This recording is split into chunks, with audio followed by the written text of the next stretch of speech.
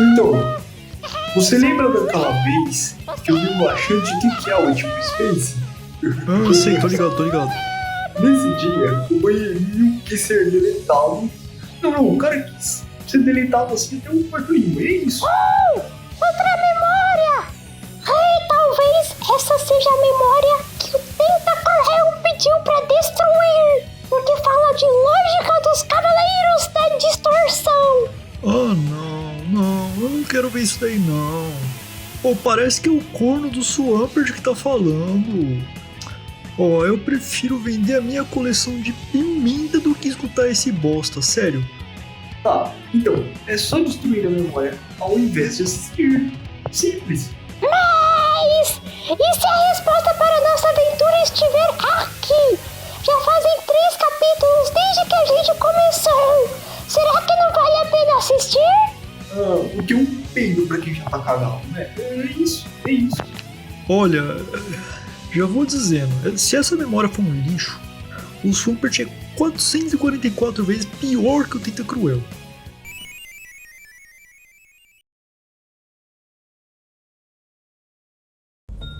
Boa noite, pessoal. Em observância ao cronograma estabelecido, realizaremos uma revisão pormenorizada de estrutura de combate dos Cavaleiros da Distorção, que venho lecionado nos últimos meses. Iniciaremos com uma análise das seções existenciais e seus mecanismos operacionais. A existência pode ser seccionada em 4 domínios primários, que chamamos de cores, do inglês núcleos. Estes cores abrangem o espaço, tempo, distorção e o espectral. Cada indivíduo possui afinidade com um dos 3 primeiros cores.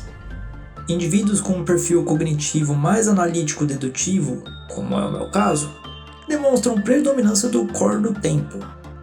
Em contraste, aqueles guiados primariamente pela volição instintiva são mais associados com o core do espaço.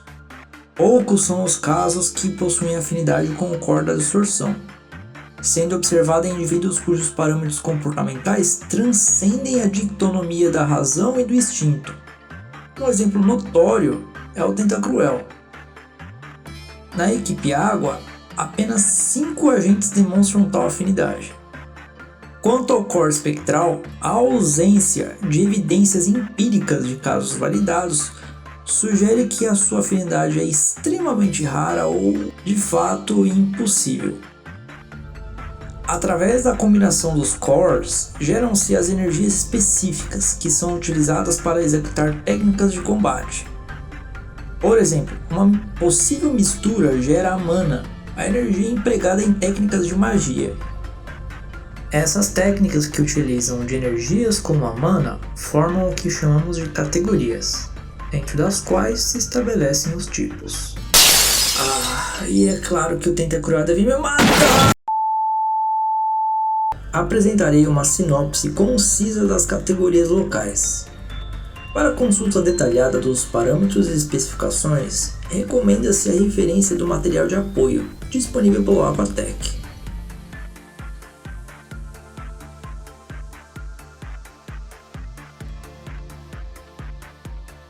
Corresponde à energia básica, como calorias adquiridas por processos metabólicos celulares.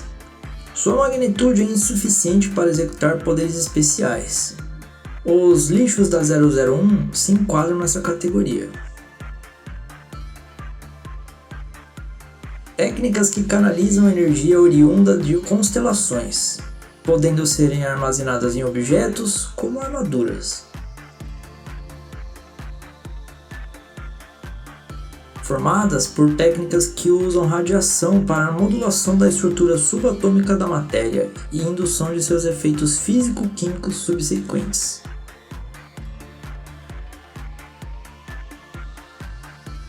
Técnicas desencadeadas através de atividades físico-esportivas incluem habilidades que podem aumentar a capacidade dos usuários, assim como gerar efeitos em objetos, como uma bola de futebol. Técnicas que usam a determinação como vetor primário, manifestada em surto de energia termodinâmica, ou seja, chamas. Catalisadores, como anéis, podem otimizar o uso dessa energia. se baseia em energia etérea, comum em entidades fantasmagóricas, como shinigamis, hollows e maldições.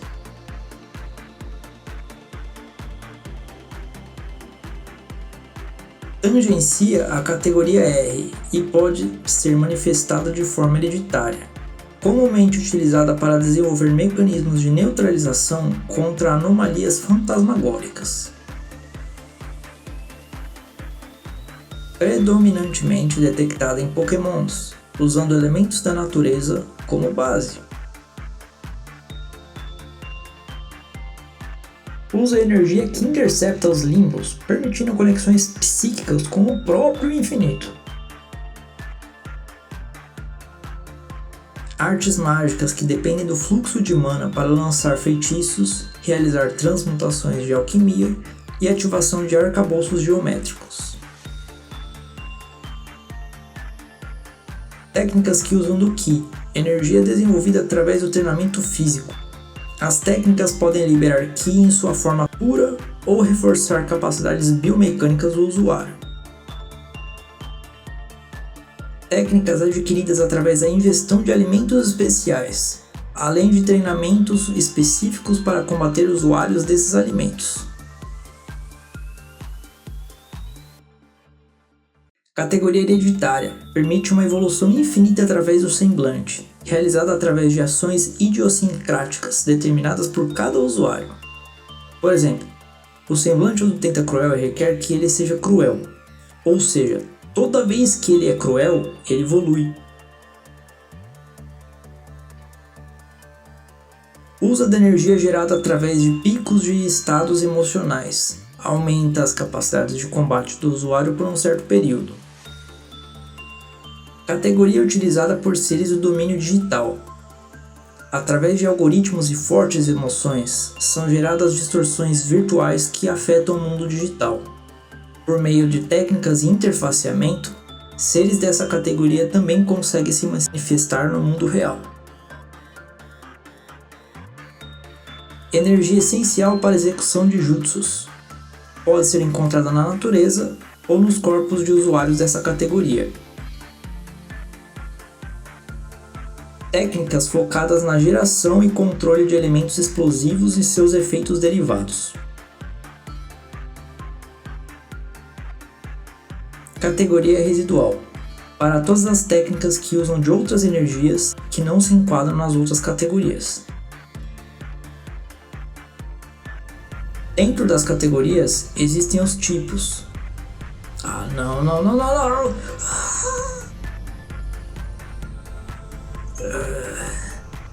É dentro desse sistema que é definido se sua natureza é água. Por exemplo, o Kyogre é da categoria P, tipo água. Por favor, Tentacruel, eu estou explicando, Tentacruel!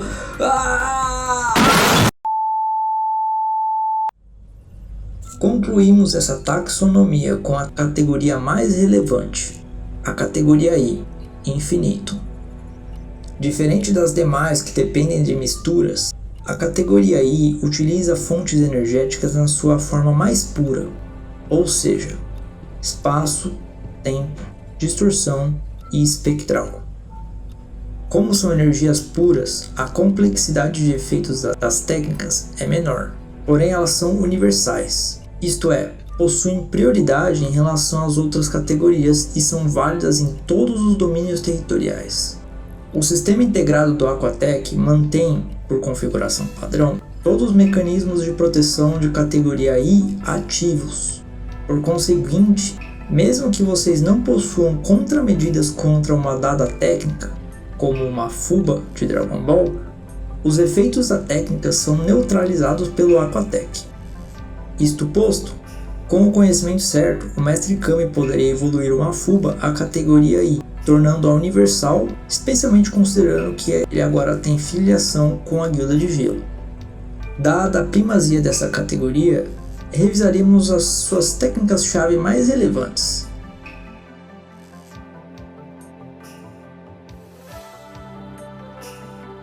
Os elementos primordiais são elementos da natureza revestidos de uma anomalia específica, o que lhes confere prioridade de interação no contínuo espacial-temporal. Estes elementos são extremamente raros de serem encontrados na natureza e são frequentemente associados a fenômeno de instabilidade devido à sua capacidade de consumo da matéria ordinária. Por exemplo, o fogo primordial não pode ser apagado por água comum, pois ele possui prioridade espacial. Adicionalmente, seu campo de influência é impenetrável. Nem a gravitação, nem o espectro eletromagnético da luz consegue transpor seu limite.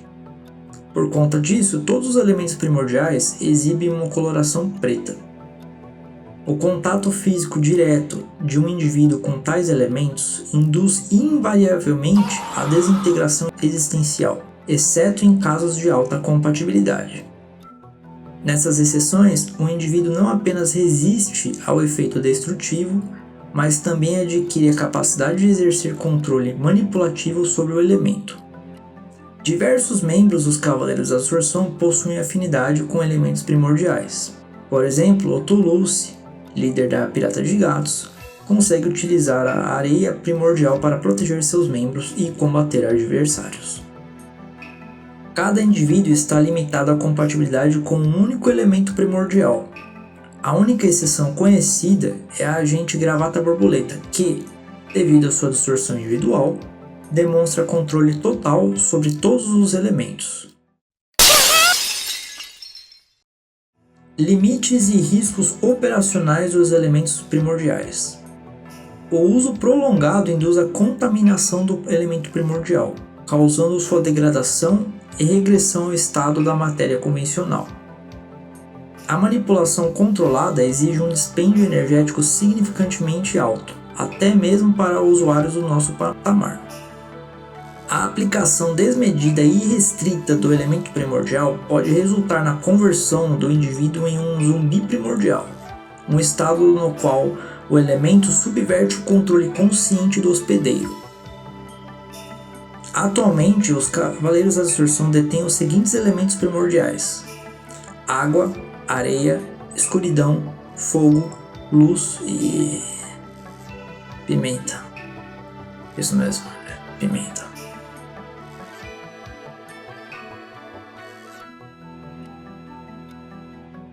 Embora os níveis temporais não serem uma técnica per se, é importante repassar com vocês o básico dos níveis de controle temporal. Adotamos a seguinte categorização de proficiência. Nível 0, ignorância.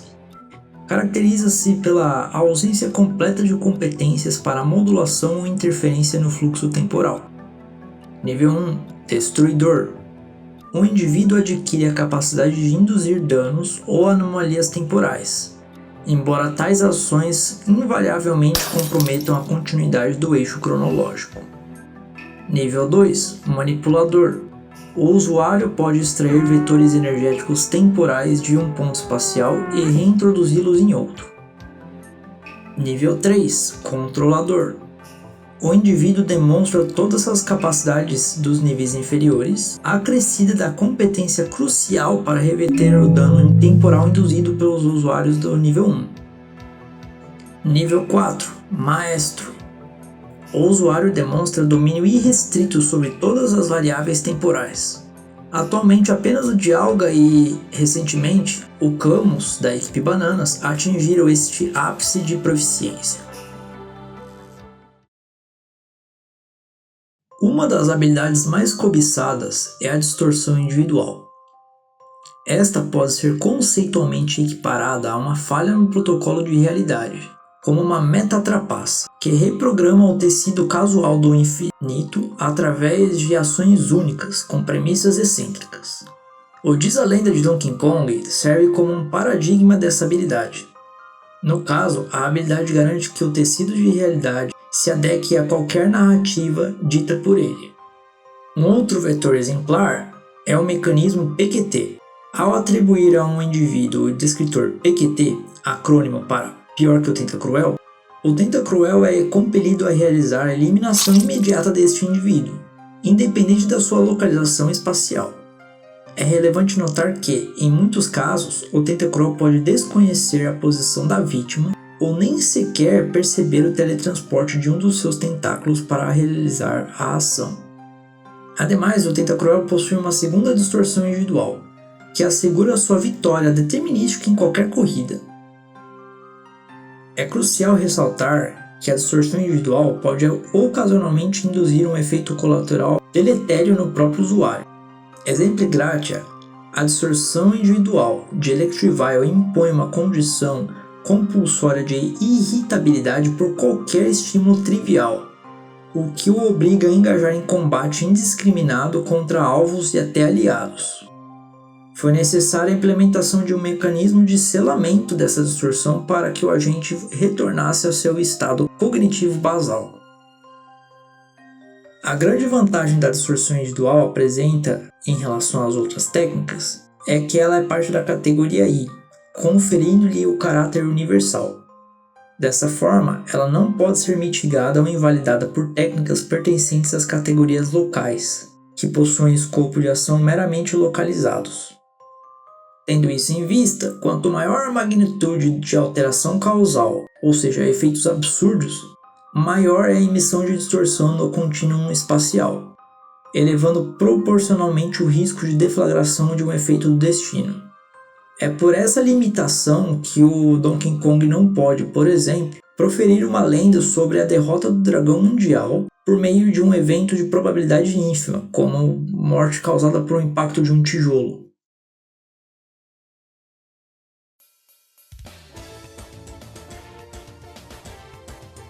Outra técnica de distorção de elevada utilidade tática é o Speedovile. Desenvolvida pelo Sceptile da equipe Planta, trata-se de uma técnica de fácil assimilação que proporciona vantagens exponenciais no campo de batalha.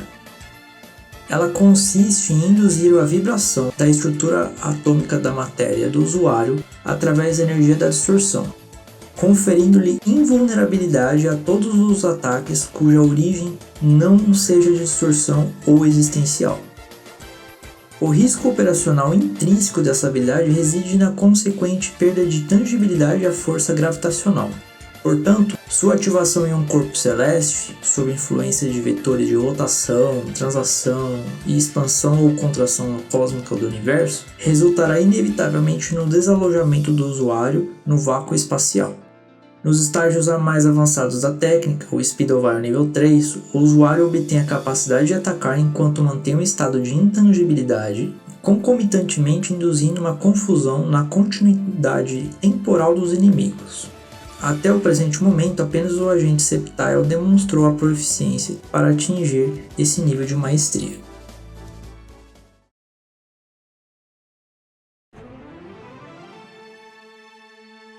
Registramos duas variações para o protocolo denominado exclamação da distorção. A configuração primária exige a coordenação sinérgica de 4 indivíduos, que converjam o total de suas energias puras de distorção em um único ponto focal, sintetizando uma esfera de energia condensada que pode ser arremessada para infligir dano de distorção pura. A equipe Feras demonstra a capacidade de executar a segunda variante, denominada exclamação da distorção individual. Essa demanda a intervenção de apenas um indivíduo, mas impõe uma incapacidade física de no mínimo uma semana. Ambos os métodos são formalmente proibidos, devido à excessiva deposição de energia da distorção no infinito, o que eleva substancialmente o risco de deflagração de um efeito do destino.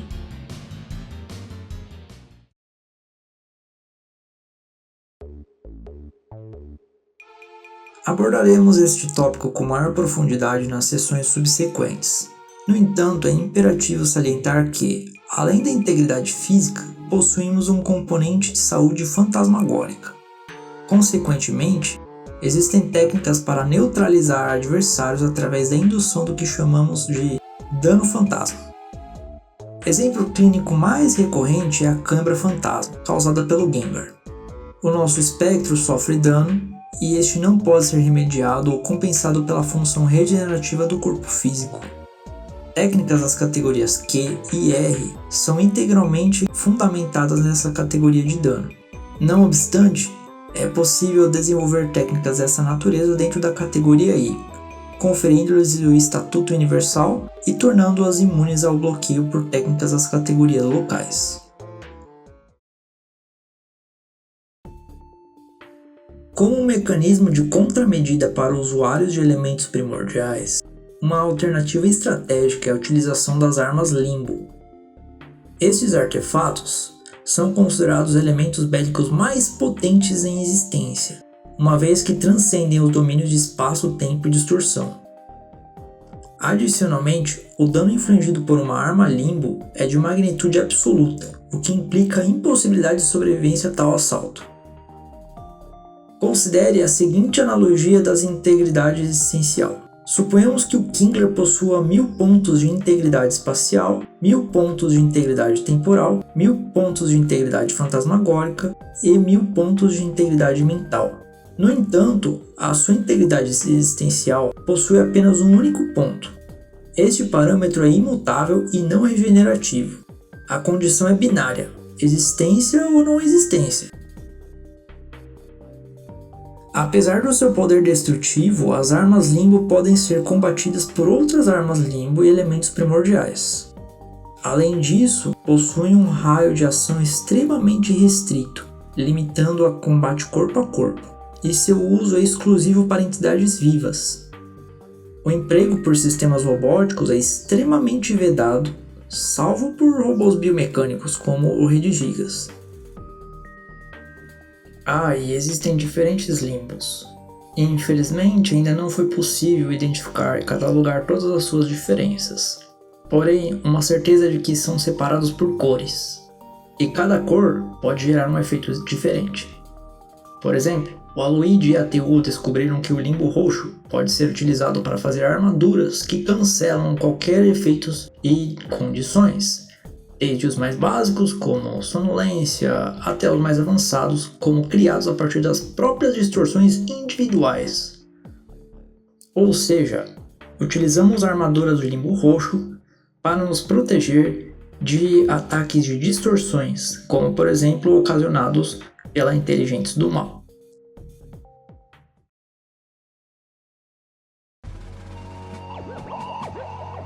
Movimentos absolutos são a evolução dos teletransportes. Os métodos de teletransporte convencionais apresentam limites variados. Alguns trocam de lugar com o espaço dos outros, outros requerem o conhecimento prévio do ponto de destino, e outros demandam uma espécie de âncora espacial, um componente local que facilita a reorientação do usuário. Movimentos absolutos não precisam disso. Existem 3 movimentos absolutos conhecidos, em correspondência com os nossos cores. Aqueles do core de espaço podem se realocar para qualquer ponto do infinito com prioridade espacial. Isso significa que a realocação para o interior de uma barreira física resultará na anulação da matéria da barreira, permitindo a ocupação espacial. No caso do core do tempo, o teletransporte é executado utilizando a memória cognitiva dos indivíduos. O usuário pode transitar entre o passado, presente e futuro, utilizando como vetor uma pessoa que possua conhecimento dele, mesmo que por associação indireta.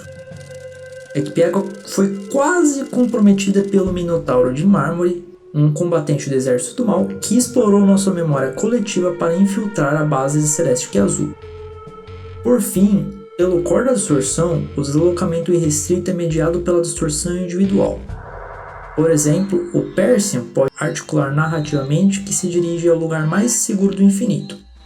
Mesmo desconhecendo a coordenada espacial exata, ele materializará a chegada imediata, independente da magnitude da distância espaço-temporal. Apesar disso, os movimentos absolutos são muito complexos e é extremamente difícil de desenvolver. Hoje, na Ekpiago, apenas 2 pessoas, por exemplo, conseguiram atingir o movimento absoluto espacial.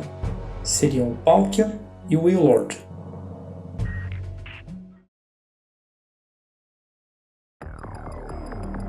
Em um aprofundamento sobre os cores, é relevante reiterar que cada indivíduo pertence a um core, espaço, tempo ou distorção. Embora haja uma correlação heurística com o perfil de personalidade, A associação entre um comportamento caótico e o core da distorção não é determinística, como evidenciado pelo Yoshi, cuja afinidade é com o core espacial, apesar da sua peculiaridade.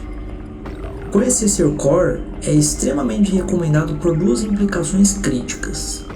A primeira é a sua relevância para os movimentos absolutos, conforme detalhado anteriormente.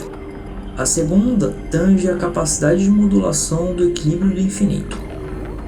Antes de dissertar sobre o equilíbrio, façamos uma explanação sobre o efeito do destino. O efeito do destino é desencadeado quando uma entidade existencial no contínuo espaço-tempo acumula uma concentração de distorção que excede a capacidade de absorção do espaço-tempo circundante. Especificamente, no instante em que a distorção residual ultrapassa 1/3 da integridade existencial dessa entidade, a região entra em desestabilização sistêmica e implode o componente de menor magnitude, gerando o efeito do destino. Por exemplo, no caso do planeta XYZ, o dano cinético causado pela caça aos mafiosos reduziu a integridade espacial para 10%. Mesmo que a variável temporal do planeta estivesse com parâmetros normais, a distorção excedente catalisou a implosão do espaço remanescente, iniciando o efeito do destino. E qual é a consequência da materialização do efeito do destino? O resultado é imprevisível e estocástico. No caso do XYZ, a distorção sintetizou anomalias replicantes do Kazemaru, que atuaram como defensores do centro do planeta até a sua aniquilação total. Ademais, o efeito do destino age como uma fissura em uma estrutura vítrea. Ela fragiliza o tecido do infinito e, em um cenário de alta incidência de fissuras, existe a probabilidade crítica de estilhaçamento, o que implicaria a destruição da própria existência e todo o seu conteúdo.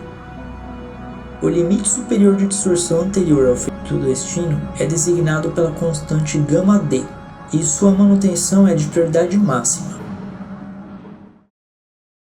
E como realizamos tal manutenção dos níveis de distorção dentro desse limite operacional? Historicamente, os Cavaleiros da Distorção contaram com o suporte dos agentes Arceus e Giratina para a mitigação da distorção, enquanto o Palkia de Alga promovia um reforço do espaço-tempo. No entanto, a eficácia do Palkia atingiu sua saturação evolutiva, impedindo a progressão do reforço espacial. Dessa forma, quando nós da equipe Água realizamos aquele intensivo de treinamentos, alcançamos um patamar de poder onde a nossa própria integridade espacial se aproxima do γd. Isso decorre do fato de que nossos organismos biológicos não são estruturalmente concebidos para manter tal magnitude de poder. Para que um corpo de baixa complexidade, como um brinquedo de Lego, possua capacidade de aniquilação de universos, é necessária uma quantidade significativa de distorção. Naturalmente, certos membros apresentam um patamar de poder intrínseco mais elevado, como os agentes Kirby, Godzilla, o que implica que o limite de segurança γd individual é naturalmente superior. Contudo, ao enfrentarmos entidades que nasceram com a capacidade de desmantelar universos, como o Dragão Mundial, é imprescindível integrar distorção em nossas estruturas corpóreas. E é aí que os cores entram. Como não podemos mais contar com o Palkia para nossa evolução, nós mesmos devemos assumir a responsabilidade por fortificar nosso espaço existencial. Se o seu core for espaço, existe a possibilidade de treinar e reforçar tanto o próprio espaço quanto o espaço de terceiros. Atualmente, o membro mais proficiente da equipe Água é o Giga Sidramon, cuja proximidade incrementa o γd global. Portanto, desde que mantemos nosso corpo principal ao seu redor, é possível treinar e aumentar nossos poderes. Se o seu core for distorção, é possível armazenar sua distorção residual para uma subdimensão, extraindo-a somente no campo de batalha. O Tentacruel e o Linoone usam dessa técnica. E se o seu core for tempo, a metodologia para esse núcleo permanece desconhecida. Eu mesmo não posso fornecer auxílio no reforço de espaço, pois meu core é o tempo. Atualmente, a equipe Água é a única organização em que todos os membros alcançaram o limite Gama D. Como nosso treinamento foi realizado em conjunto com o Giga Sidramon, não podemos nos afastar de seu raio de influência, sob pena de deflagrarmos o efeito do destino. Os únicos isentos da restrição da proximidade do Giga Sidramon são os indivíduos com o core da absorção ou através de clones, que não ativam o efeito do destino.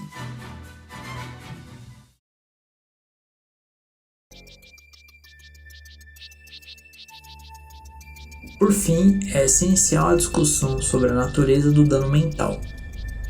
O dano mental pode ser induzido por ações indiretas, como quando a prolação da linguagem incongruente por indivíduos desinformados me afeta pela degradação da língua portuguesa. Entretanto, podemos infligir dano psíquico através de técnicas direcionadas, como o En de Hunter x Hunter, que emite uma aura com carga malévola que pode induzir o oponente a estado de psicose. Caso a integridade mental, que a gente chama de MHP, seja reduzida a zero, as reações observadas são variáveis, baseando-se nos parâmetros individuais: autoaniquilação, estado vegetativo, síndrome do pânico e até mesmo agressividade descontrolada.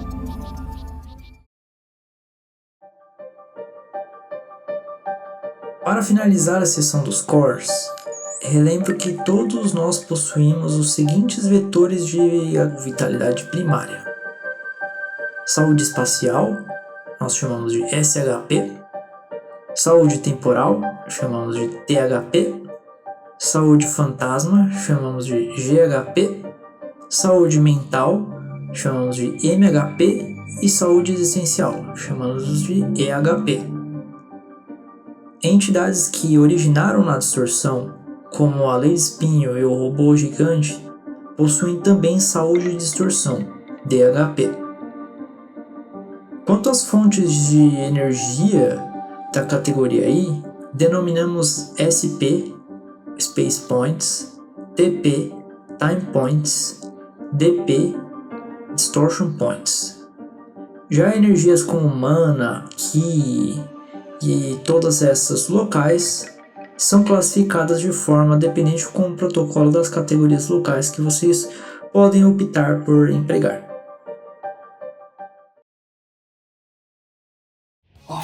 O Swampert tem que ser... Donkey, por acaso, você ainda tem aquele laxante Kick-Out que você comentou? Já entendi o que você tá pensando. Não, eu já entendi. Eu já entendi. Toma tudo, memória de merda.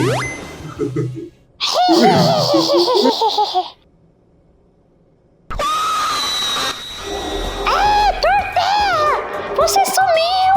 Onde você tava? Eu achei a memória perfeita pra vida do Tails valer a pena! Ah, que bom, porque a gente só achou memória lixo, só um churume mesmo. Não, olha pelo lado bom. Pelo menos a gente resolveu o problema do Luminoso. Ah, missão cumprida então, bora voltar? Sim! É isso mesmo. Beleza.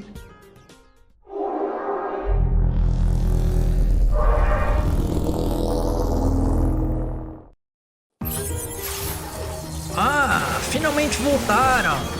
E aí, destruíram a memória? Sim, até mais do que deveríamos, né? Pelo amor de Deus, meu amor. Deixa eu testar aqui. Ô, Tails! Ô, Tails, explica pra mim, por favor, sobre os elementos primordiais. Elementos primordiais são elementos de natureza que possuem prioridade espacial. Os cavaleiros da distorção possuem acesso à água, areia, Ué, mas tá a mesma coisa que antes. Seus malditos, vocês ficaram esse tempo todo na mente do Tails fazendo turismo. Eu vou estraçalhar vocês. Touché, inteligentes. Vocês são tolos em não prever que, ao ameaçar a integridade da memória do Tails, eu agiria imediatamente para reparar quaisquer danos operacionalizados na sua memória. Ergo, todas as memórias do Tails foram restauradas com sucesso. Ah, então foi você que se meteu onde não devia. Ah, sua Humpert, é hoje que minha faca vai ficar cega de tanto que eu vou te picotar. Veja bem, Tentacruel, o que você chama de faca é muito mais semelhante a uma espada curta, pois ela tem gume dos dois lados. E eu perguntei, nerd de merda, passa o Beyblade. Permita-me explicar que... Thor, voltando pro objetivo principal, gente. Partiu Torterra Pública? Não, fechou. É isso, é isso. De novo, eu perguntei. Quer saber de uma coisa? Passa logo, sua Humpert.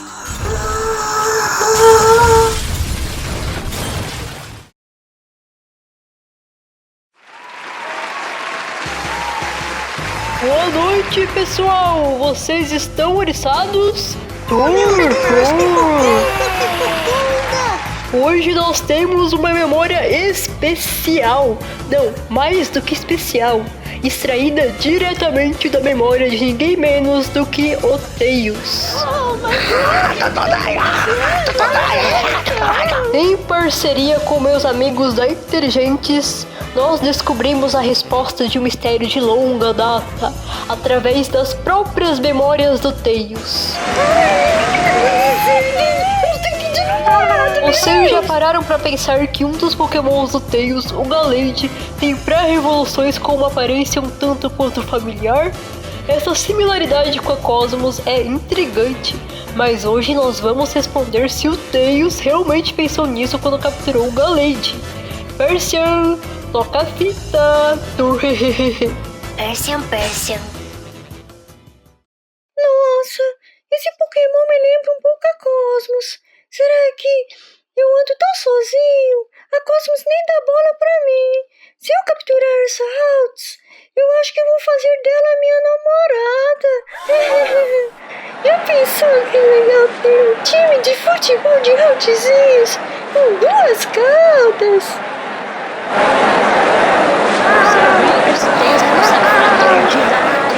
Olha isso ao vivo! Que isso? E aí, Tails? Quer dizer que seu sonho então é ter um time de futebol com a Cosmos? Ou você prefere uma Gardevoir? Responde essa pra gente! Não acredito, Tails! Como pôde fazer isso? Nem mesmo alguém cruel como Tentacruel faria tal coisa! É, Tails.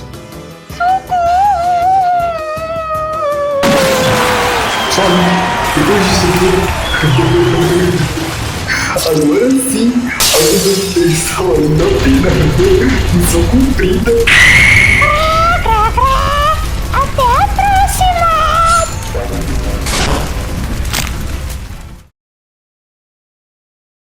Toxitron! Vamos lá, galera! É a história dos amigos, líderes, as equipes pra eles animais.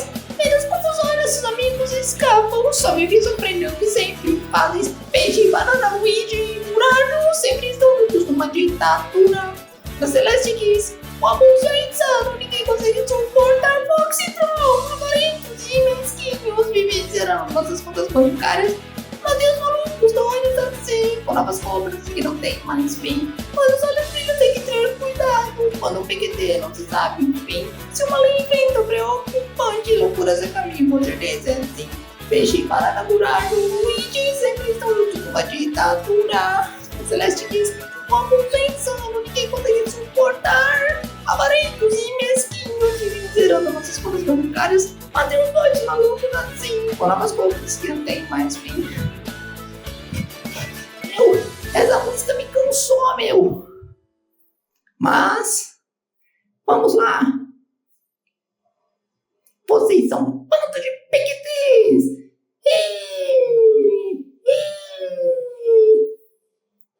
isso teve graça? Eu acho que sim. Bom, galera,